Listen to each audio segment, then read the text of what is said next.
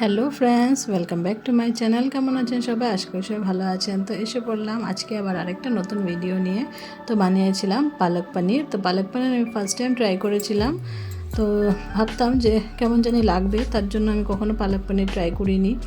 তো ভাবলাম প্রথমবার দেখি বানিয়ে কেমন হয়। তো নিয়ে নিলাম পালং শাককে ধুয়ে নিয়েছি, আর কিছুটা পনির ছিল, সেই পনিরটুকু দিয়ে বানিয়ে নিচ্ছি। তো প্রথমে আমি কম করে বানাবো দেখে আমি প্রথমবার বানাচ্ছি, আর একটু কম করেই বানাবো, কারণ সবার ভালো লাগবে কিনা জানি না। তার জন্য আমি কম কোয়ান্টিটিতেই নিয়েছি সব কিছু।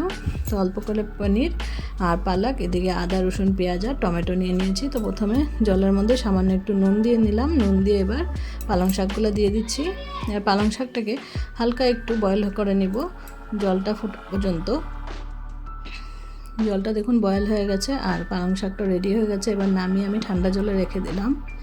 আর এই যে ঠান্ডা জলের মধ্যে দিয়ে দিলাম সবগুলো শাক। তারপর শাকগুলোকে তুলে আমি পেস্ট করে নেব। জলটাকে হালকা চিপে নিলাম। তারপর এই যে আমি এখন পেস্ট করে নেব। শাকটা দিয়ে দিলাম, যেহেতু অল্প করে বানাচ্ছি বললাম, তার জন্য সব কিছুই অল্প করেই নিয়েছি।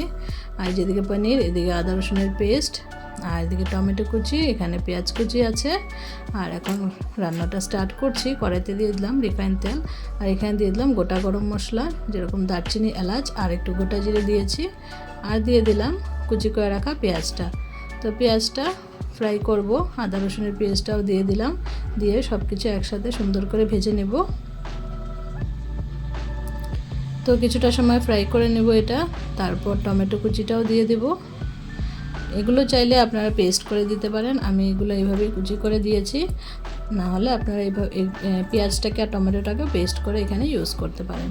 তো টমেটোটাও দিয়ে দিলাম। টমেটোটা দিয়ে একটু নাড়াচাড়া করে নেব কিছু সময়।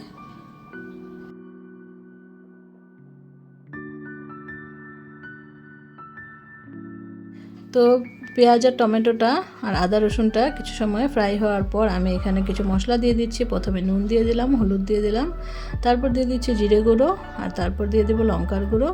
দিয়ে ভালো করে মশলাটাকে কষাবো কিছু সময় নিয়ে। সব মশলাটা ভালো করে কষিয়ে নিব। তো একটু সময় লাগবে কষাতে।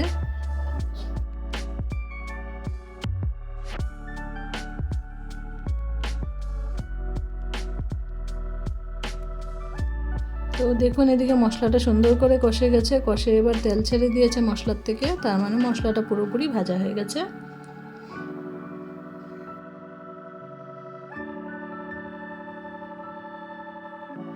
মশলাটা ভাজা হয়ে যাওয়ার পর এখানে আমি শাকটা দিয়ে দিলাম, যেটা আমি বেটে রেখেছিলাম। দেখুন কালারটা একদম চেঞ্জ হয়নি, কারণ কি আমি জলের মধ্যে দিয়েছিলাম ঠান্ডা জলে, তার জন্য কালারটা চেঞ্জ হয়নি।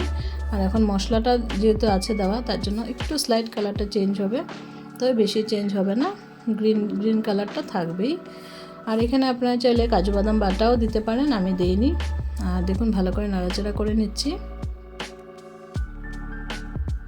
তো সুন্দর করে মিক্স করে নিলাম সব কিছু একসাথে। এবার পাতাটা কিছু সময় ফ্রাই হতে দেব, যাতে একটু মশলার ফ্লেভারটাও সব কিছু একসাথে ভালো করে মিশে যায় পাতার মধ্যে। তো একটু কিছু সময় ফ্রাই করব, দেখতে থাকুন ভিডিওটা।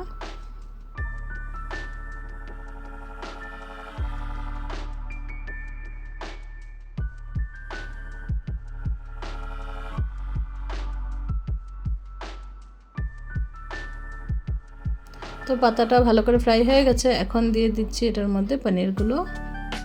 পনিরটা চাইলে আপনারা হালকা একটু নুন দিয়ে ভেজে তুলে রাখতে পারেন আগে। আমি কাঁচা পনির ইউজ করেছি, আর এভাবেও দেওয়া যেতে পারে। তো এবার নাড়াচাড়া করে নিলাম। তো খুবই অল্প করেই বানিয়েছিলাম, খেতে কিন্তু বেশ ভালোই লেগেছিল, খারাপ লাগেনি। তবে আমার মেয়েরা তো পছন্দ হয়নি খেয়ে, বললো খুব একটা ভালো লাগেনি ওর। আমার কিন্তু ভালোই লেগেছে, আমার হাজব্যান্ডেরও ভালো লেগেছে, আর মারও অল্প অল্প ভালো লেগেছে, খুব একটা মার ভালো লাগেনি। কিন্তু আমার মেয়ের একদমই ভালো লাগেনি খেতে। তো যাই হোক, একটু গ্রেভির জন্য একটু ঝোল দিয়ে দিলাম, একটু জল দিয়ে একটু কিছু সময় ফুটাবো, তারপর নামিয়ে দেবো, যাতে পনিরের মধ্যে সব কিছুর ফ্লেভার ভালো করে ঢুকে যায়। তার জন্য আমি একটু জলটা দিয়েছি, জল না দিলেও কিছু না। তো আমি একটু জল দিলাম, আর উপর দিয়ে একটু মালাই দিয়ে দিলাম, মানে দুধের থেকে সরটা উঠিয়ে রেখেছিলাম, তো সাথে একটু দুধও উঠে গেছে, তো সেটাই দিয়ে দিলাম এখন এন্ডিংয়ে। তো ভালো করে রেডি হয়ে গেল একদম ঝটপট করে আমাদের পালক পনির। তো পালক পনিরের রেসিপিটা কেমন লাগলো, ভালো লেগে থাকলে লাইক কমেন্ট শেয়ার করবেন। আর এখন পালক দিয়ে আরেকটা রেসিপি শেয়ার করব, পালং শাক দিয়ে। তো প্লিজ সবাই দেখতে থাকবেন। তো এই যে দেখুন, পালক পনিরটা আমি নামিয়ে নিয়েছি, সার্ভ করে নিয়েছি। আর এখন পালং শাকের আরেকটা রেসিপি দেখাবো। যেহেতু পালং শাক এখানে বেশি ইউজ করিনি, অল্পটুক শাক ছিল, তাহলে আরেকটা রেসিপি আছে সেটা বানিয়ে নিই। তো কড়াইতে দিয়ে দিলাম সামান্য একটু সর্ষের তেল। তেলটা গরম হয়ে যাওয়ার পর 2টো শুকনো লঙ্কা দিয়ে দিলাম, আর দিয়ে দিব 5 ফোড়ন। আর এদিকে পাতলা পাতলা করে আলু কেটে রেখেছিলাম, আলু দিয়ে পালং শাক দিয়ে ঝোল করব, খুবই ভালো লাগে আর খুবই হেলদি হয় এটা খেতে। আর দিয়ে দিলাম নুন, এখন দিয়ে দেবো হলুদ। দিয়ে সুন্দর করে আলুটাকে কিছু সময় ভেজে নেব। আলুটাকে একদম পাতলা পাতলা করে দিয়েছি, কারণ শাক তো হতে বেশি সময় লাগে না, আর বেশি মোটা দিলে সিদ্ধ হবে না, তার জন্য আলুটাকে একদম পাতলা পাতলা করে দিয়েছি। তো আলুটা কিছু সময় ফ্রাই হয়ে যাওয়ার পর তারপর আমি শাকটা দিয়ে দেবো এটার মধ্যে।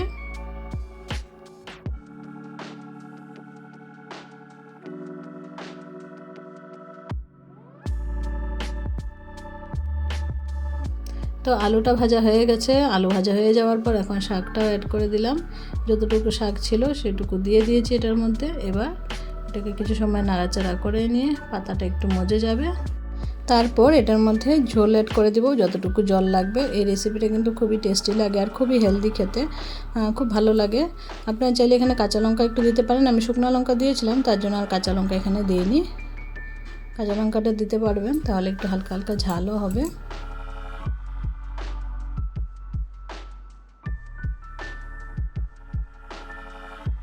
তো নাড়াচাড়া করে নেওয়ার পর দেখুন পাতাটা একদমই মজে গেছে, আর শুধু আলুই দেখা যাচ্ছে। যেহেতু শাকটা খুব বেশি ছিল না, আমি 2 রকমের রেসিপি করেছি, তার জন্য জলটা এখন দিয়ে দিলাম।